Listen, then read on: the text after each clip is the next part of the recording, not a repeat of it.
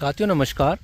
साथियों, गेहूं की फसल में अच्छा उत्पादन लेने के लिए सबसे ज़्यादा ज़रूरत पड़ती है फुटाव की। जितना ज़्यादा फुटाव होगा उतनी ज़्यादा हमारी बालियाँ बनेगी और जितनी ज़्यादा बालियाँ होंगी उतना ही ज़्यादा हमारा उत्पादन निकलेगा।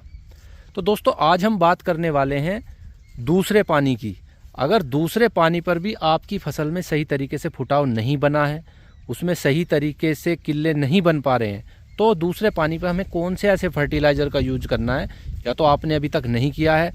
जब इनका आप प्रयोग करेंगे तो आपकी फसल में एक अच्छा फुटाव होगा, अच्छी ग्रोथ होगी, साथ के साथ उत्पादन हमारा बढ़ेगा। तो दोस्तों, वीडियो आपको पूरी देखना है, क्योंकि हम कम लागत में एक अच्छा उत्पादन लेने की कोशिश करते हैं, जिससे हमारी कम लागत हो और अच्छा उत्पादन हम ले सके। अगर हम अपनी फसल में उत्पादन बढ़ा देंगे तो हमारी लागत कितनी भी निकल जाए उसका कोई फ़ायदा हमें नहीं मिलता है। तो नमस्कार दोस्तों, कैसे हैं आप? मैं हूं अंकुर चौधरी। आप देख रहे हैं कृषि की बात यूट्यूब चैनल पर नए आए हैं तो चैनल सब्सक्राइब कीजिए। अगर आप हमें फेसबुक पे देख रहे हैं तो दोस्तों फेसबुक के पेज को फॉलो कीजिए। चलिए दोस्तों, वीडियो शुरू करते हैं।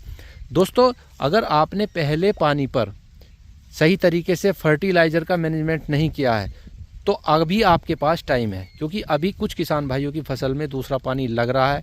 साथ के साथ हमें दूसरे पानी में फुटाव अगर हम ले लेते हैं तो अच्छा, क्योंकि फुटाव से ही हमारी फसल के उत्पादन पे इफेक्ट पड़ता है। अगर फसल में फुटाव कम होगा तो उत्पादन ऑटोमेटिक कम हो जाएगा।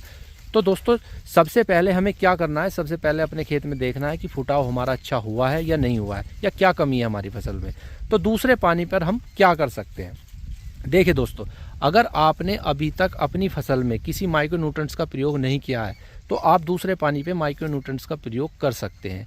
दूसरा किसान भाइयों, अगर आपने अभी तक जिंक का प्रयोग अपनी फसल में नहीं किया है तो गेहूं की फसल में जिंक की कमी से कम 30 से 35 यानी कि 40% तक पैदावार डाउन देखी गई है। तो जिंक का प्रयोग आप अपनी फसल में दूसरे पानी से पहले अगर कर देते हैं तो बहुत अच्छा रिजल्ट निकल के आता है। पहली जो सिंचाई हम 20 से 25 दिन के अंदर हम कर देते हैं, लेकिन दूसरी सिंचाई में साथियों क्या होता है कि दूसरी सिंचाई हम थोड़ा सा डिले भी कर सकते हैं। जैसे मौसम ख़राब चल रहा है तो उसकी स्थिति को देखते हुए हमारे खेत में, बहुत किसान भाइयों खेत में अभी पानी भरा हुआ है, तो अगर आपके खेत में थोड़ी सी नमी है, पानी भरा हुआ है, ज़्यादा नमी है, तो आपको सिंचाई करने की भी ज़रूरत नहीं है। लेकिन हाँ, अपनी फर्टिलाइज़र की जो डोज है उसको ज़रूर लगाना है। तो आज हम जो दूसरी सिंचाई की बात कर रहे हैं दोस्तों, जो हम 40 से 50 दिन के अंदर कर देते हैं, तो ऐसे इस टाइम पे हम कौन से खाद का यूज अपनी फसल में कर सकते हैं? तो सबसे पहले हम बात करते हैं दोस्तों यूरिया की। साथियों, यूरिया की जो डोज हमारी अभी बची हुई है उसको हमें लगाना है, यानी कि दूसरी सिंचाई पे यूरिया तो हमें लेना ही लेना है। यूरिया क्या करता है? यूरिया हमारी फसल में ग्रोथ करता है, हरापन लाता है, साथ के साथ उसकी बढ़वार में बहुत सहायता करता है। लेकिन यूरिया लगाते समय एक चीज़ का बहुत ध्यान देना है आपको। अगर आपके खेत में हल्की सी भी ओस है, यानी कि पत्तियां अभी ओस से भीगी हुई हैं या पानी से भीगी हुई हैं, उस टाइम आपको यूरिया नहीं लगाना है। दोस्तों, सब कहते हैं कि सुबह और शाम के टाइम फर्टिलाइज़र का प्रयोग करना चाहिए, लेकिन वो टेम्परेचर पर इफ़ेक्ट डालता है। अगर टेम्परेचर ज़्यादा है तो हमें उस टाइम यूरिया का प्रयोग नहीं करना चाहिए। लेकिन अब जो टेम्परेचर बहुत डाउन चल रहा है तो इस समय हमें ध्यान ये रखना है कि यूरिया उस समय अपनी पत्तियों पर अपने खेत में डालना है अगर हमारे पत्तियों पर पानी ना हो। ये देखिए, अभी पानी है, अगर जब ये ओस थम जाए उसके बाद हमें अपने खेत में यूरिया का प्रयोग करना है। अब यूरिया कितना लेना है दोस्तों? दूसरे पानी पर आपको कम से कम 40 से 45 किलोग्राम यूरिया लेना ही लेना है।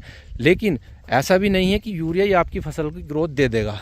अगर दोस्तों आपने जिंक सल्फेट का अभी प्रयोग अपनी फसल में नहीं किया है तो आप जिंक सल्फेट का प्रयोग अपनी फसल में अभी कर दें, क्योंकि जिंक सल्फेट क्या करता है दोस्तों? जिंक सल्फेट हमारी फसल में जो भोजन बनाने की प्रक्रिया, यानी कि प्रकाश संश्लेषण की जो प्रक्रिया है उसको तीव्र करता है, उसको तेज़ी से करता है। साथ के साथ एंजाइम, जो पौधे के जो जितने भी कोशिकाएं हैं उन्हें एक्टिव करता है। साथ के साथ अगर फसल में हमारी में पीलापन आ रहा है उसको ख़त्म करता है। दूसरा, जो हमारी फसल में पौधों की वृद्धि रुकी हुई है उसको ख़त्म करता है। तीसरा, हमारी जो फसल है जो किलो की संख्या है उसको बढ़ाता है। तो अगर आपने अभी जिंक सल्फेट का प्रयोग नहीं किया है तो 6 से 8 किलोग्राम जिंक सल्फेट प्रति एकड़ हिसाब से अब इस टाइम आपको करना ज़रूर पड़ेगा, अगर अभी आपने नहीं करा है, क्योंकि फसल आपकी बड़ी हो चुकी है।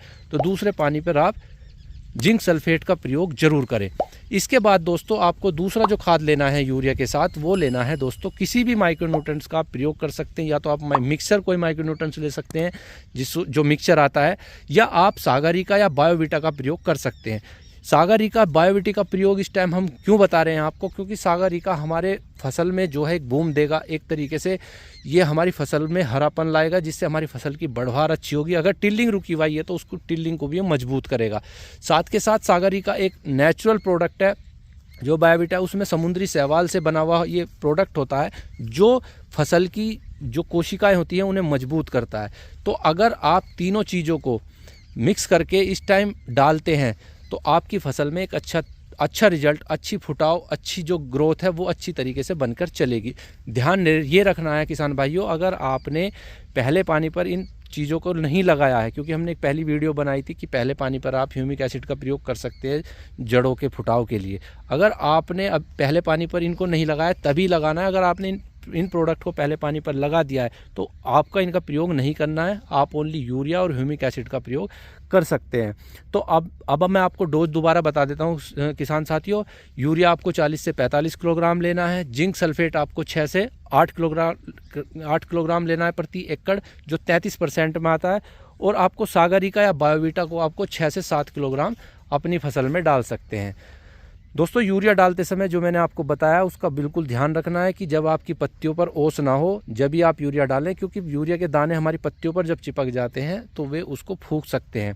तो यूरिया का प्रयोग करते समय आप जो है जब डालें जब हल्की सी धूप हो या आपकी जो है ओस पत्तियों से उतर चुकी हो। तो इन तत्वों का अगर आप अपनी फसल में प्रयोग करते हैं तो आपको एक अच्छा रिजल्ट देखने को मिलता है। जानकारी कैसी लगी किसान भाइयों, हमें ज़रूर बताइएगा।